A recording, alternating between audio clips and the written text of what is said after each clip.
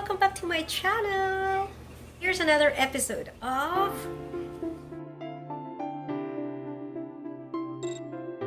Good morning to all the mommies out there.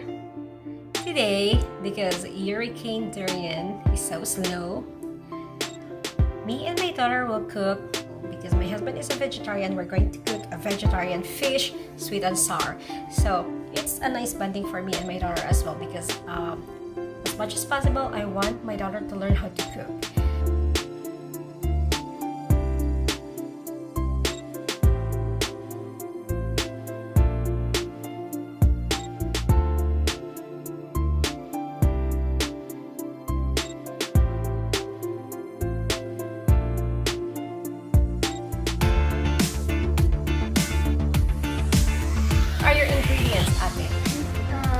Garlic, onions, Alright.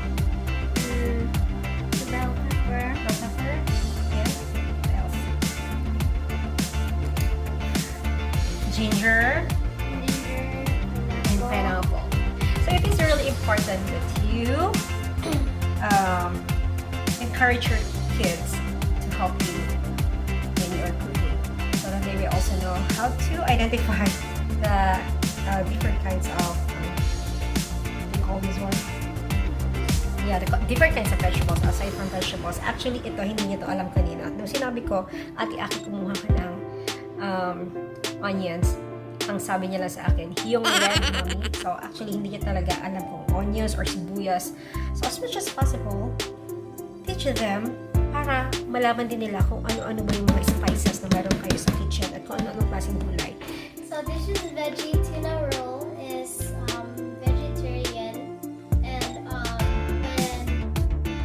when my mom went to Asian store, they bought this. So it's cooked.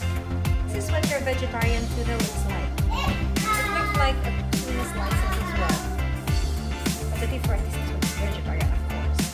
So first thing, we will fry this one with oil. But actually, we're not going to fry this one. Instead, we are going to use the air fryer.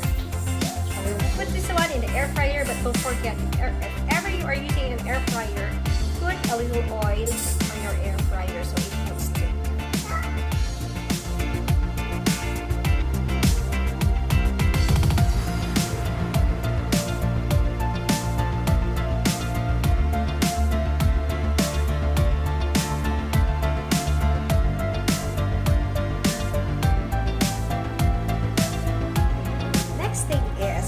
While your fish is on the air fryer, we will start gisaing. We will start to saute the spices.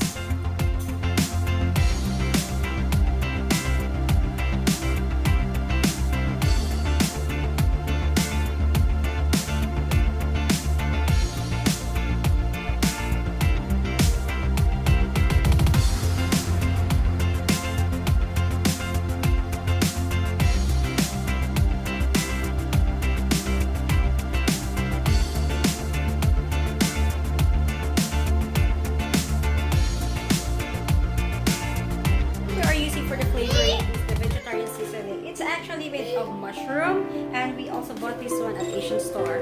So if you are using vegetarian seasoning, make sure to lessen your salt, because the vegetarian seasoning itself is a little bit salty. Now put your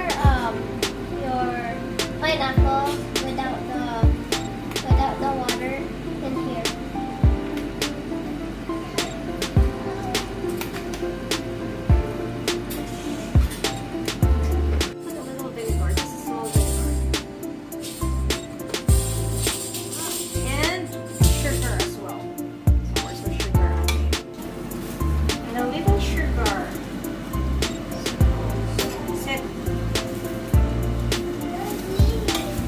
If you want to put,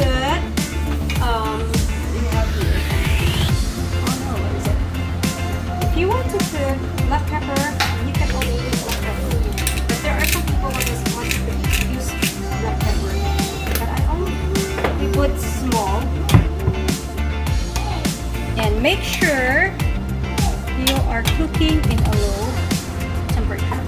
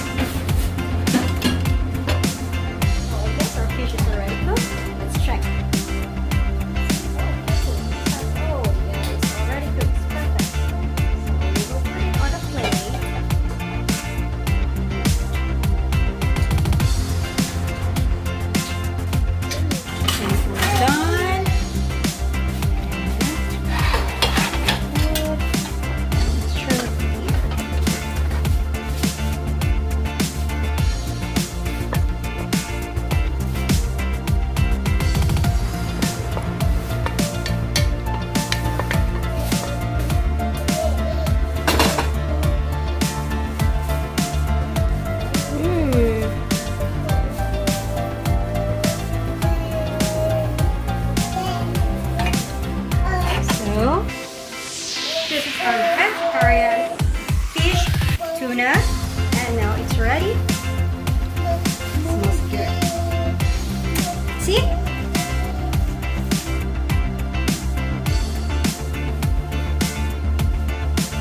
So, all time cooking now.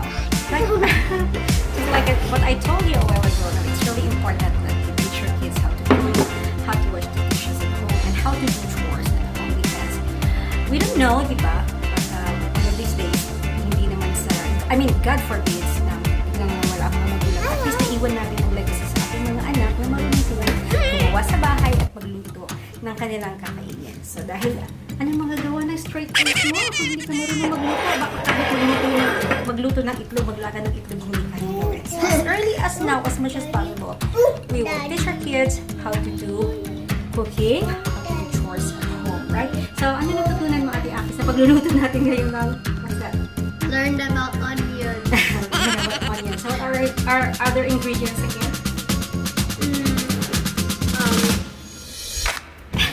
Pineapple, Apple, onions, and bell pepper, I forgot your ginger. Yung ginger. ginger, Tapos, the tuna fish, and the garlic. Garlic. So, anong ginawa natin? Anong ginawa natin? We put the one that we sliced, The one that we sliced. the bell. So, anong ginawa natin yung anong klaseng pagluto yung ginawa natin? Anong klaseng pagluto yung ginawa natin? Sa mga spices. Sauté. O kaya yung ginisa. So, pagkatapos ng ginisa, tapos na. Siyempre, ginisa lang natin yan eh. Tapos ano pang dilagyan natin ng mga flavor? Suka, or vinegar. The mushroom seasoning. Okay, the mushroom seasoning. The pepper. Ano yung pampalapot natin? Flour. Flour and water. So kung walang flour and water, kung walang flour, Cornstarch. will do. So pwede ka nang ito magluto sa sunod. Yeah. Okay. Yeah, so once again, I do hope may natutunan kayo sa aming simple recipe today. And don't forget, nakasalalay sa ating mga nanay at pinagpato ng ating mga anak. I would like to thank you for watching once again. And please don't forget to like, subscribe, And share. What else? Leave comments. And if you have comments and suggestions, please write it down below. And I would like to thank again for my new subscriber. I really appreciate it. And please do follow me on my Instagram account. It's Mrs.Donna_Fine, and on my Facebook page, Donna G.